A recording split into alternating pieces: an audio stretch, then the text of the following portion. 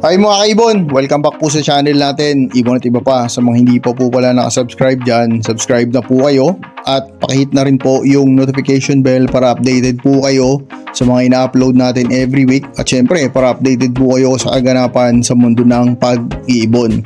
At pakifollow na rin po pala yung FB page natin kasi doon tayo minsan namimigay lang agad-agad ng ibon o may mga update doon din tayo nag-upload mga kaibon. Okay, ngayong week na to mga kaibon, napaka-interesting ng topic natin mga kaibon. Kasi ito yung tinatanong ng isang kaibon din natin nung nakaraan na kung ano na ba nangyari sa test breed natin. Kasi napakaganda ng test breed natin mga kaibon Kasi di ba yung Aqua sa Green Series, sure na naglalabas ng Aqua. How about sa Blue Series? Kasi alam ko baka yung iba dyan wonder o nag-iisip kakarga kaya, kasi hindi natin masasabi 100% sure kung hindi natin tinitest breed, kung sabi-sabi lang sa atin o kung may mga kaibigan lang tayo nagsabi-sabi ng ganyan. Iba talaga pag ikaw nag-test breed mga kaibon. Kaya nag-test breed po tayo mga kaibon. Ang ginamit nating materials dito, anak ng Aqua, magkapatid mga kaibon, ginamit natin dito para ma-check natin kung yung inbreeding ba ng Blue Series na anak ng Aqua na hindi nag-visual, ano kayang maglalabas kaya ng Aqua o hindi.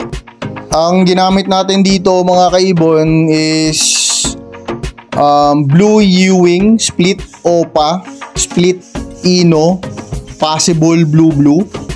Ang kapares niya is Violet Opaline, Post Blue, Split Ino. Yun yung pinagpares natin. Bali magkapatid sila. Tinesting na natin kung ano ang kalalabasan mga kaibon. Yung first clutch, isa na buhay. Second clutch, isa rin na buhay mga kaibon. Pero may red eye sa first clutch. Sa second clutch, wala. Bago natin ipagpatuloy itong discussion natin na napaka-interesting mga kaibon, syempre magsha-shoutout muna tayo sa mga kaibon nating walang sawang sumusuporta sa channel natin. Okay mga kaibon, ngayon syempre magsha-shoutout na tayo sa mga kaibon nating walang sawang sumusuporta, mga solid supporters natin to. Shoutout pala sa PBS Birds Incorporated, kay kaibon Sir Dicky Lennon, DPJ Mini Avery, Aldrin Martinez, Dan Katian, Antipulin Avery, Silver Magbanwa, Angelo Villena ng Cabanatuan, Clark Elizondo, Mac John Basco ng Southern Leyte, Arnel Macalma, Dennis Manlapas ng Nokis Avery, Jefferson Tapik, Ayan Gubatan ng Laguna, Jake Case, Mini Avery, Master Pukazaku, shoutout po sa inyo. Chris Torres Garcia from Lubao, Edward Anthony Vasquez, Nathaniel Layan, kay Ibon Jose Caparoso, MM Alfonso, Reo Mendoza, Frederick Villar, John Kenneth Babiano, Wilson Avendano, KJ Mini Avery ng Samar, Bobby Reyes ng Calgary, Alberta, Frank Aguilar ng Benangon Rizal, Mordido family ng Las Piñas, Olager family ng Albay, Bicol, Teka Ibon Jaidet, Ibunan ng Taguig. Maraming salamat po sa inyo mga kaibon sa solid na suporta nyo. Okay, ngayon syempre mga kaibon, i-discuss na natin yung napaka-interesting natin na topic ngayon, yung outcome ng test breeding natin mga kaibon. At bakit kaya tayo nag-test breed mga kaibon? Syempre mga kaibon, ginawa natin to kasi ako personally, gusto rin natin malaman kung ano talaga ang magiging o kalalabasan ng test breed na to. At the same time mga kaibon, ginagawa natin tong test breeding na to mga kaibon para din sa mga kaibon natin, para ma-share natin yung outcome o ma-share natin yung nangyari sa test breeding natin. Kasi alam ko Marami ding mga kaibon natin diyang gustong magkaroon ng aqua. Siyempre sa ibunan nila. Sino ba naman ayaw na magkaroon ng aqua sa ibunan nila? Gamit lang, 'di ba, yung murang materyales mga kaibon. Kasi sa Green Series wala nang problema. Tested and proven na kumakarga. Sa Blue Series na lang, titingnan natin kung ano. Gaya nga ng sinabi ko kanina mga kaibon, ang ginamit natin dito is magkapatid mga kaibon, brother sister, kumbaga inbreeding. Titingnan natin kung kakarga din.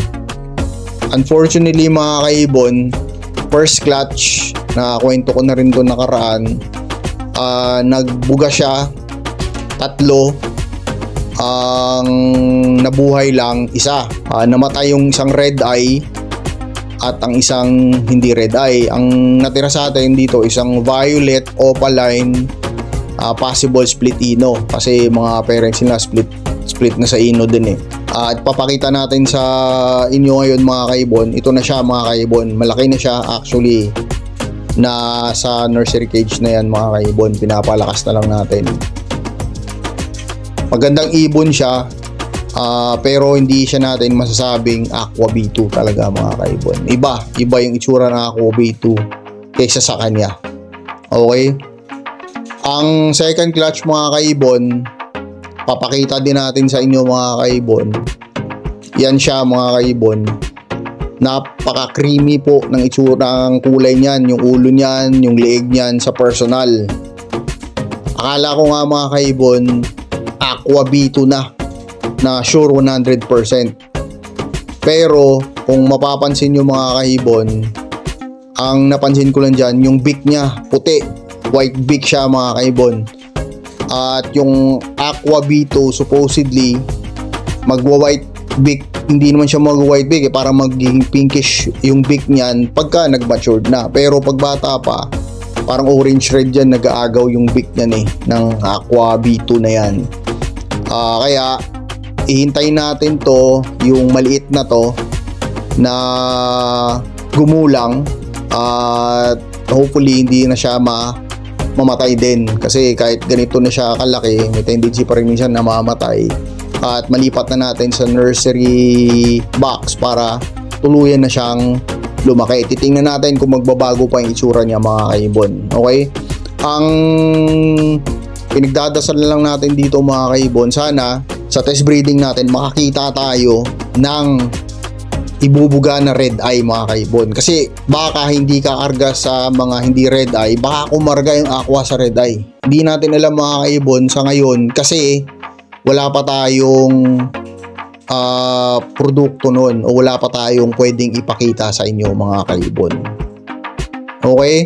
At ito mga kaibon, ngayon ipapakita natin yung itsura ng Aqua B2 talaga. Yan siya mga kaibon. Ito talaga yung itsura ng Aqua B2 na to pag na nakalabas na sa nursery cage natin, o hindi kaya mga 2 to 3 months na siya. Ito talaga yung itsura niya. At hopefully kung papala rin tayo, yung pangalawang, yung second clutch natin, mag-positive to. Kasi sa personal mga kaibon, iba yung tsura nito, creamy. Ang mapipintas ko lang dito talaga, o masasabi ko lang dito is ang beak niya puti, white beak siya kaya nagtataka nga ako ba't maliit pa, sobrang puti na talaga yung beak niya. Okay mga kaibon, kaya ang mangyayari nito mga kaibon, tutuloy natin yung test breed natin mga kaibon hanggang papagpalabas tayo ng red eye, kasi malay nga natin mga kaibon dun kumarga. At kung may mga update tayo at kung kumarga nga o hindi mga kaibon, syempre i-update ko po kayo mga kaibon, kasi iba yung may tinitest breed ka, iba yung mga kaibon eh.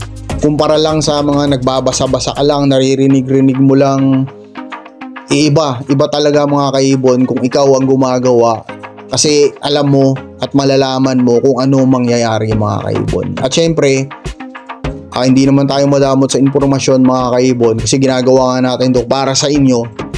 I-update ko po kayo mga kaibon, at i-update ko rin po kayo pag lumaki na to ang ibon na to. I-update ko kayo syempre agad-agad mga kaibon. Okay? Sana po mga kaibon, kahit maikli lang yung video natin, nag-enjoy po kayo. At huwag kalimutan mga kaibon, syempre mag-subscribe sa channel natin mga kaibon. At may tanong nga ako mga kaibon, pag nagbenta kaya tayo ng patuka na ready na, tapos vitamins, may bibili kaya sa Shopee? Okay, comment down below mga kaibon kung ano yung nasa isip nyo. God bless po sa inyong lahat. Sana nagustuhan nyo po yung munting video natin ngayong week na to. See you next time mga kaibon. God bless po. Ibon at iba pa. Bye mga kaibon.